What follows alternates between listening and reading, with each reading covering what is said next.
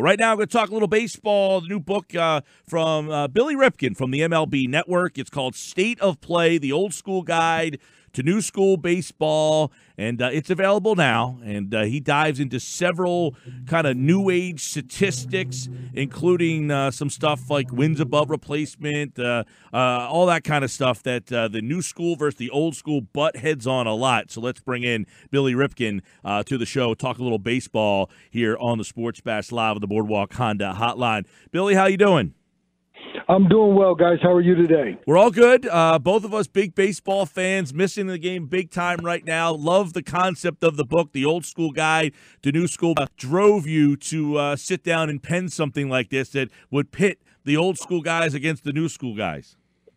Well, one thing I think I wanted to put out there a little bit of an educational type thing and remind people, if they didn't know, or enlighten people that the old school baseball guy has always used numbers and information. And it just seems like over the past few years, with all the conversation that swirled around the new school and the metrics and the analytics, that there was this innuendo that old school baseball guys just threw the bats and balls on the field and said, go get them. And that's just not the case. So first and foremost, just wanted to point out that my definition of an old school baseball guy is someone that uses numbers and information and leans on his baseball experience to come up with a plan.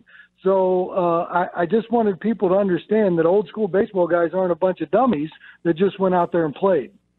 What are some of the new school, I guess, if you will, stats that you kind of are, you look at a little sideways sometimes, because there's so many things now. We get all these things thrown at us. And people don't know what to make of them, which ones make sense, which ones are good, which ones are bad. What new school stats do you like, or which ones are you wary of? Well, I'm wary of anything that's not necessarily real. And, wins above replacement is one, because the makers or the formulators of these wins above replacement stats, they keep their formulas locked behind closed doors, and no one knows what the formula is. But then every 2 weeks or every month, they come out with a number that says so-and-so's a 3-win player, and we're just supposed to buy into it. The other one along those same lines is the defensive run saved category. In the very name of it, defensive run saved, it actually has nothing to do with an actual defensive run saved. And once again, the formulators of this stat, they keep it locked up behind a closed door. So I could be up at the network in Secaucus, New Jersey, doing my gig for MLB Tonight. I can ask my researcher that I just noticed that so-and-so had a great week of fielding, in my opinion. I go, can you tell me what that did for his defensive run saved? And they said, no, I can't tell you. I go, well, sure you can tell me. I'm your friend. And they go, no, we can't tell you because we don't know the formulas. So when you have things that are locked up behind closed doors, I don't know how we can actually put so much merit into it. And yet there are people that use the WAR stat and use the DRS stat like it's gospel. Billy, how do you feel in that regard? And you may have just answered the question, because myself have always been curious about the value of BABIP, I guess batting average on balls in play, and FIP for a pitcher, because it seems to take into account the fielding of that day behind that pitcher, which could vary from day to day, lineup to lineup. Yeah, the BABIP thing is real to me because you can actually measure it, and there is something when you hit the ball and fielders have a chance to make a play on it, you can easily formulate what the average is. So the BABIP thing to me is real. And what they talk about with that is if a guy has some rough luck, he's putting the ball in play, he's making decent hard contact, and he's not getting very well rewarded for it, you might be able to look at that and make the assumption that he will turn the corner. Things will come around his way. The FIP, I really can't get into because I don't think it's real. It's also been a thing where they're trying to come up with different ways to grade players, and FIP's not used near as much as it used to be. I think ERA plus is now involved, which once again, plus means created or adjusted. And when I'm jumping into numbers that really have to make my head hurt to try to get my my hands around them, I just not necessarily don't buy into them. We're talking with Billy Ripken, and check out the book. It is State of Play, Old School versus New School. So one of the things that I find interesting, do you see old school and new school kind of blending, and that it is like, it's interesting because here in Philly, you had Gabe Kapler, who seemed to be this newer school guy, was highly criticized, and now you got Joe Girardi, who seems to be that old school guy. Do you see a blend coming together in the future, or do you think we will always have this kind of divide of, back when in the day where teams would hire a manager because, well, he was the player's manager. Well, that didn't go so well, so then they got the disciplinarian guy. Is this akin to that? Well, I think there needs to be a combination all the way through. And I don't have a problem with these young, smart guys getting college educations and degrees in mathematics coming into the game of baseball. But what I would have a problem with is I would hope, if I was your guys' manager and you guys are the new front office, if you give me 5 nuggets of information and I say, dudes, I thank you. Like looking at this stuff, but 3 of these things, you got to take them back upstairs because you got to get them away from me because they don't work in my baseball world down here. But what I would hope for were you guys would say, you know what? He has the baseball experience to draw on, so we're going to take our information back upstairs. He can keep the other 2 nuggets. He's going to use them, and we're going to work from there. So what I would hope for is you would not look at me like I am unwilling to change. I'm rigid. What I would hope for is the new school that's come into the game, they have to understand what they know and what they don't know. And the baseball guy has one thing that they don't have to draw experience on, and that's their baseball. It's really interesting, the part of the book where you get into robo umpires. And this is something that is wildly discussed, mainly because of the errors from the human umpires. And it fits into this old school, new school. Where do you stand on robot umpires in today's game? Well, I'm going to try to fight that as long as I can. And in the chapter in the book, I decided that I wanted to try, let's have ball strike umpires, meaning there are umpires that are better than the other ones that are out there. And if you do a little research and you look up which umpires grade out better than the other ones, you'll find you don't recognize their names too much.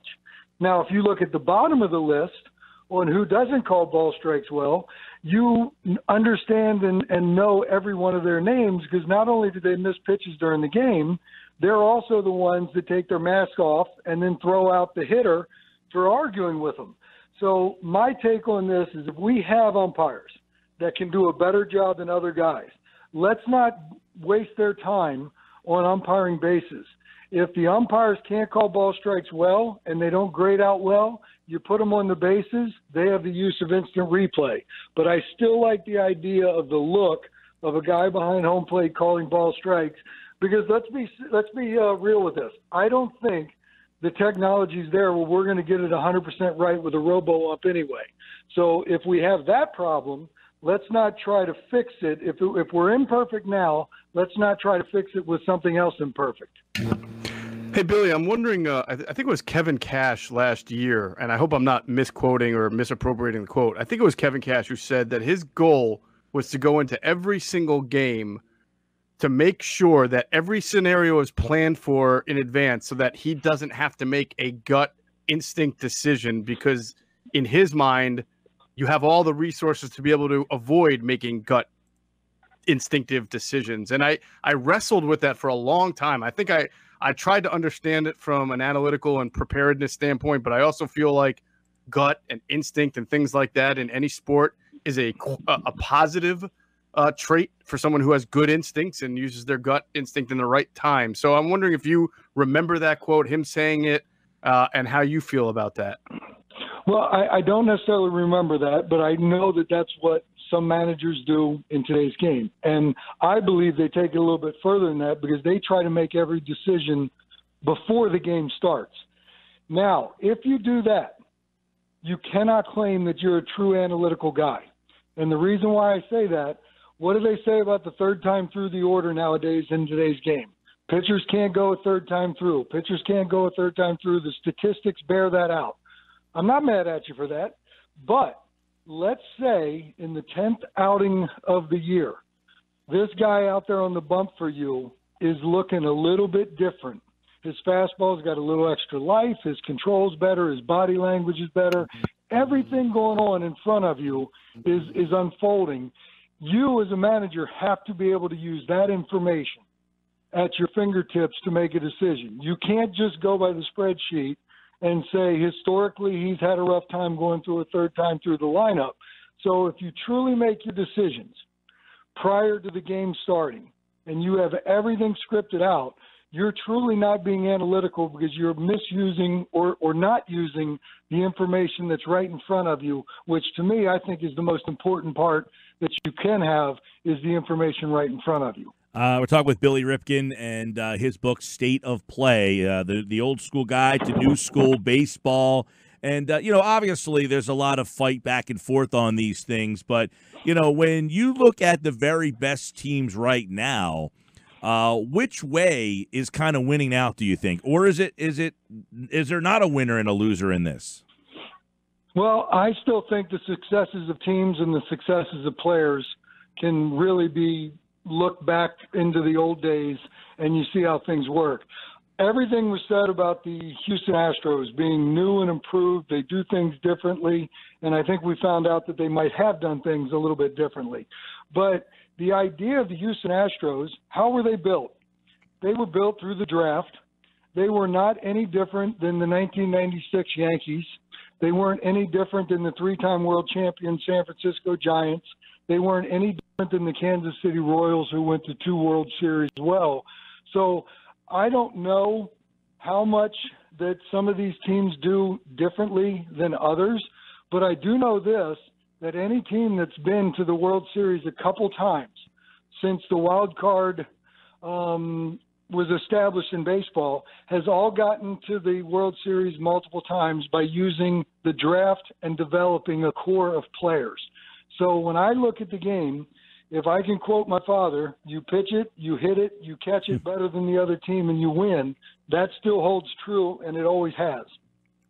It's a really good look at baseball when we all need it right now, and Billy Ripken's State of Play will get you out on this in terms of where, if at any spot, do you see baseball finding its role in this 2020 climate we're in right now? Well, I think we all certainly hope so, and I wish I had a crystal ball and I could make any better prediction than anybody else. I just think, though, that everybody seems to be doing their part, and the more we do our part and the better we do our part, maybe we can find some time in the middle of the summer where we can be talking about baseball. I think it could be an exciting time. If we had a shortened season, I think it would lay the groundwork for maybe a breeding ground of baseball in the future, because I'm pretty sure the commissioner's office is pretty innovative in their thoughts, and I think they're kicking around some ideas and hoping that we can get back to work and maybe we can spend another 15, 20 minutes talking about baseball after the season starts in the midsummer. Good stuff. Billy Ripken, the book is called State of Play, the old school guide to new school baseball. Check it out. You can get it everywhere, and he was kind enough to join us on the Boardwalk Honda hotline. Billy, thanks so much, man. I appreciate you guys. Stay safe. Yeah, man, and he appeared via the Boardwalk Honda hotline. Good baseball conversation.